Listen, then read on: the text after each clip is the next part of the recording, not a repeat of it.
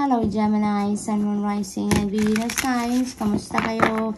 Sana po'y nasa mabuti kayong kalagayan. Welcome back po sa Star Tarot. Kung bago kayo dito, welcome din kayo. Thank you sa inyong support. I truly appreciate it. God bless you all po. Tignan natin ang mga messages niyo for today. Gemini, we have 8 of Swords. Ayan. So, this is restrictive energy. No? Maaring you've been restricted by someone or by something, no? Maaring ganon. Maaring may mga gusto kayong gawin, pero merong nagpiprevent sa inyo from doing that. Merong nagbabawal sa inyo para gawin ninyo yan. Maaring ganon ang sitwasyon ng iba sa inyo dito. But, alalahanin ninyo, Gemini, no? Na meron kayong kakayanan. You have all the liberty to do whatever you want to do, no? Kasi sino naman or ano naman ang makakapagbawal sa inyo, ano naman ang makakapagpigil sa inyo, hindi ba? Kung napanghihinaan kayo ng loob, ano, i-transmute nyo lang yung inyong low vibration feeling, no, into positive feeling and emotion. Lalahanin ninyo na you have all it takes, no, para magawa ninyo kung ano ang mga kailangan ninyong gawin, mapursu ninyo kung ano yung mga pangarap ninyo, mga dreams naman ninyo, no. Alalahanin ninyo ang mga bagay na yan. You are equipped, no, you are given with talents, skills, and gifts na magagawa ninyo or magagamit ninyo para sa katuparan, ano, ng inyong mga pangarap, katuparan ng inyong mga goals sa buhay, yung mga ganon, no? Lakas ng loob, Gemini, ang kailangan ninyo siguro at this time. At huwag kayong panghinaan ng loob. Kasi kung kailangan nyo naman ng tulong, always remember that help is available to you, no? Ang dami-daming nagmamahal sa iyo na makakatulong sa iyo, no? Kung ano man ang inyong pangangailangan, all you need to do is to reach out, no? All you need to do is to speak up at humingi kayo ng guidance, humingi kayo ng assistance, no? So, what else? We have the Ace of Cups. Beautiful energy. This is divine blessing na parating sa inyo, Gemini. Kung ano yung kailangan ninyo sa buhay sa ngayon, yun ang dadating sa inyo.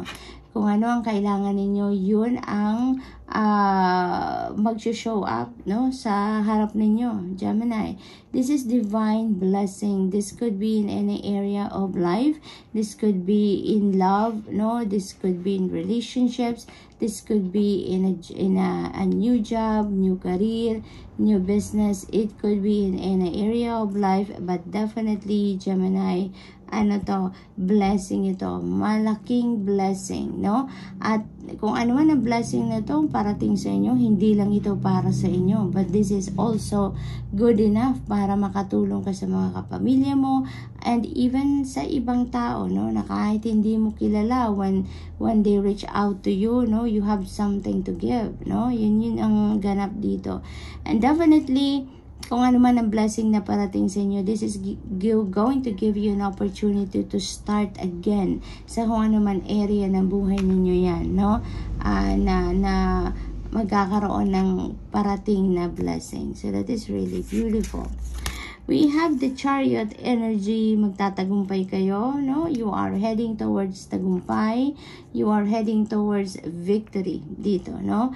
Kung ano man ang inyong sitwasyon ngayon, gusto ninyong simulan, gusto ninyong baguhin, you know, you are going to succeed, no? Kasi ano kayo dito, papaandarin ninyo dito ang inyong willpower, gagamitin ninyo dito ang kapangyarihan ng inyong isip. You will be determined, you will be decisive kung what you're going to do. Moving on kayo, moving forward talaga kayo sa buhay. Kaya napakaganda nito, energy na to, at pagtatagumpayan ninyo kung ano man ang pupuntahan ninyo, ano man ang patutunguhan ninyo, no? So, most likely, Gemini, yung restrictive energy na to, isa na to sa pagtatagumpayan ninyo. You will one day realize, no, na oo nga, bakit nga ako nagpapapigil, 'di ba?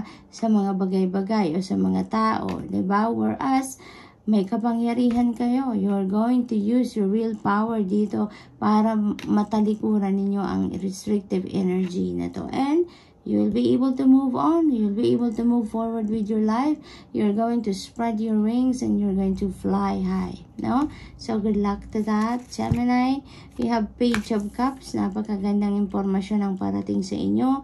This could be something na magpapakilig sa inyo, gigising ng iyong passion, gigising ng iyong kalamnan, no? Yung gano'n, kasi ma-excite kayo sa sitwasyon na to. Ma-excite kayo sa mga balitang parating. That could be related to love, that could be related to relationships, that could be related to job, that could be related to career. Depende sa inyong sitwasyon, depende sa inyong mga ginawa, no? At talagang dito, kikiligin kayo, no? So may kilig factor ang Page of Cups na to sa ngayon. So maybe you are starting a new endeavor dito, kaya masayang-masaya kayo, mai-excite din kayo sa ngayon. So good luck, Gemini, and that's all I have for you for today. Thank you for watching. Love and light. Namaste. Hello Libra, Sun, Moon, Rising, and Venus signs. Kamusta kayo?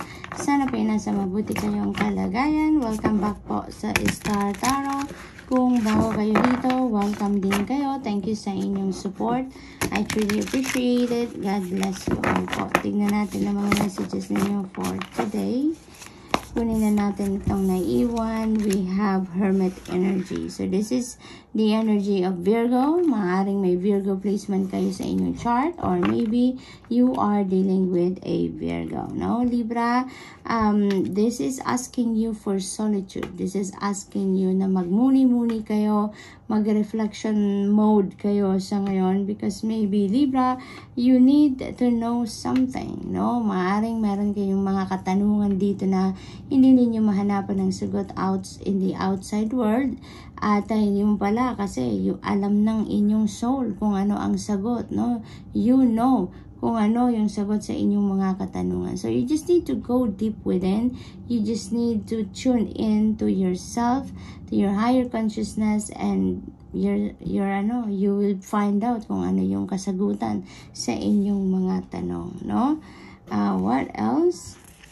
We have Two of Pentacles. Ayan. So, you are juggling too many things. Siguro, you are multitasking dito, Libra, no? There are other areas na buhay ninyo na talaga namang sobrang busy kayong pinagtutuunan ninyo ng pansin yan, no? Maaring ganon. Maaring din na may mga decision making kayo na kailangan gawin dito. You are juggling different opportunities siguro. Maaring you are juggling between choices dito, no? Para makapag-decision kayo. So, whatever the case may be, Libra, you may need to balance out your life, balance out yourself, no? Tama yan, magmuni-muni kayo, pag-isipan ninyo what are your priorities, diba? Pag-isipan ninyo ano nga ba talaga ang gusto ninyo. Sa gayon, mas magkaroon kayo ng clear direction on which part of your life yun ang bibigyan ninyo ng mas maraming atensyon.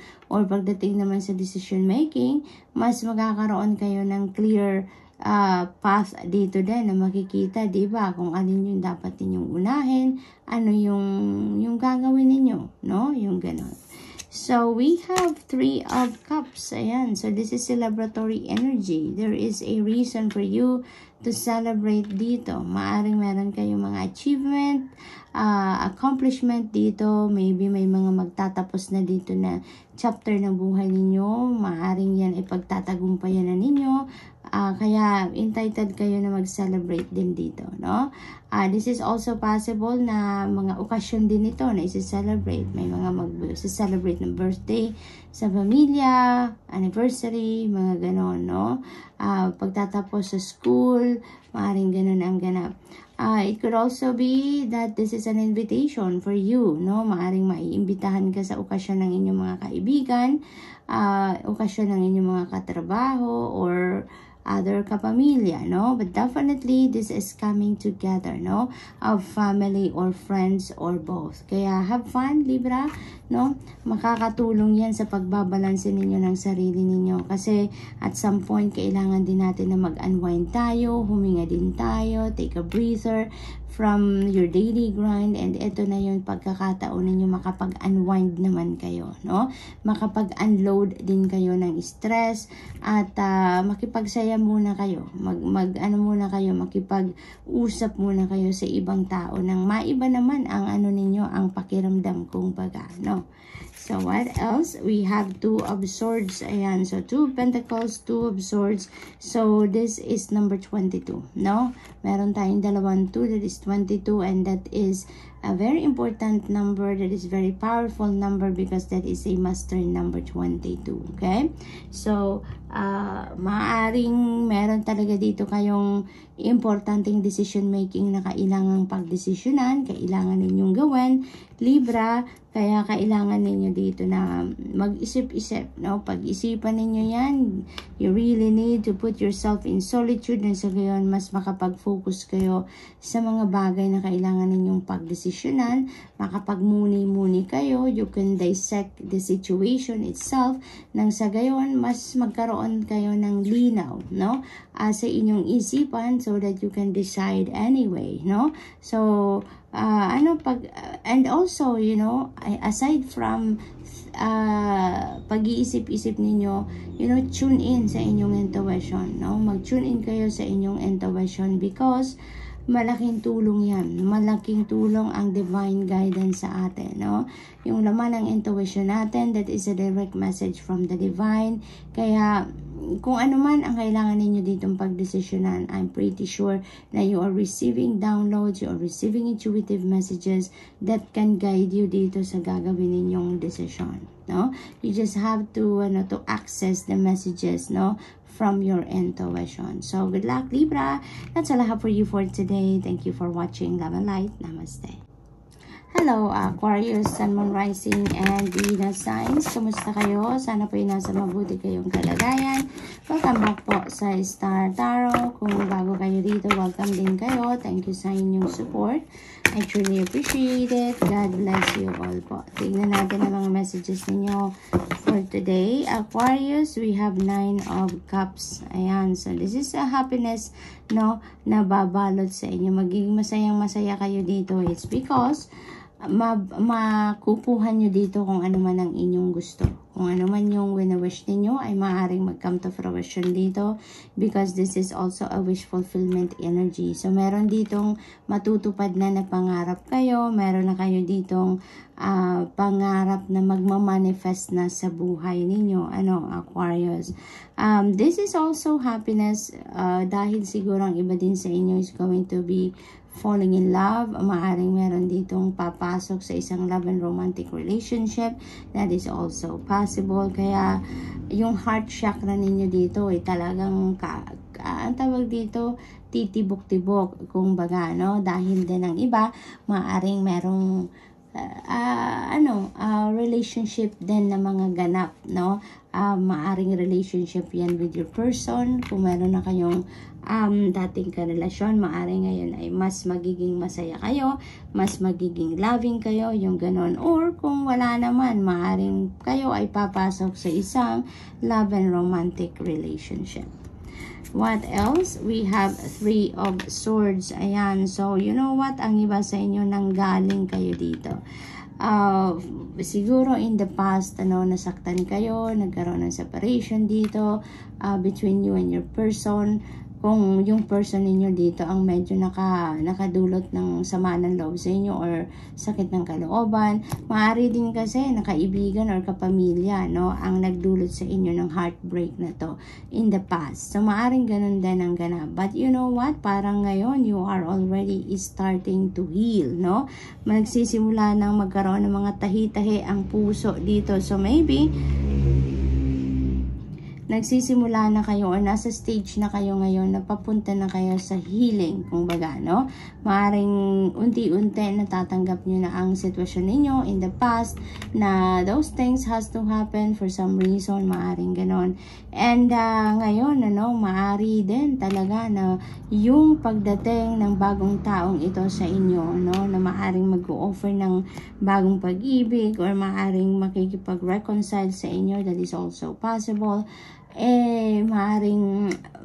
maaring i-entertainin din ninyo yan. Maaari din na tatanggapin ninyo ang offer, no, of love. Maaring ganun din ang ganap. Kaya matututunan nyo na din na malampasan ang heartbreak na ito.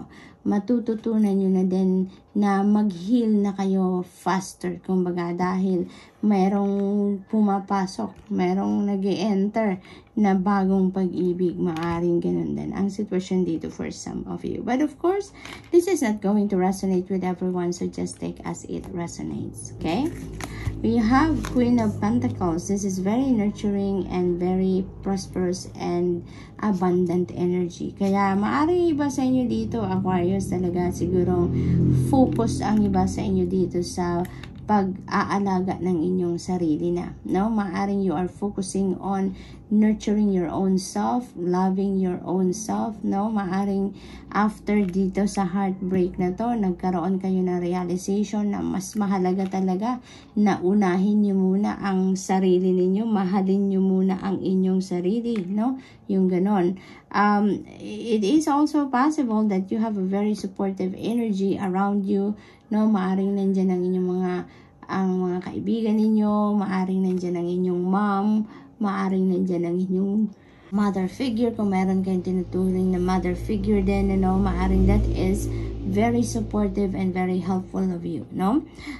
For others of you naman, this could be financial opportunities na parating. Maaring there is an offer for a very lucrative job, career opportunity or business opportunity wherein it's going to bring forth financial success sa inyo. It's going to bring forth financial abundance and prosperity into your life, no? So maaring kung kayo naghahanap ng trabaho, maaring ito ang parating sa inyo, isang magandang offer, no, of trabaho, ng pagkakakitaan ninyo, negosyo, mga ganon. This is also possible na kaperahan talaga itong parating. Maaring merong cold cash dito na merong magre-regalo sa inyo or merong magbibigay sa inyo, may bonus, maaring ganon ang ganap. So good luck po. What else? We have strength. Ayan. So you may need your inner strength dito, no? Sa inyong sitwasyon, that is also related to the Three of Swords energy, wherein kailangan ninyo dito na magpakatatag kayo, kailangan ninyo dito ng tibay ng dibdib ninyo, nang sa gayon malampasan nyo na, no, ang stage na to, malampasan nyo na totally, you know, ang masalimuot na nangyari dito sa inyo, and ngayon, so that you'd be able to welcome newness, no? You'd be able to welcome happiness sa buhay ninyo, no? Finally, kumbaga. So, good luck, Aquarius, and that's all I have for you for today. Thank you for watching. Love and light. Namaste.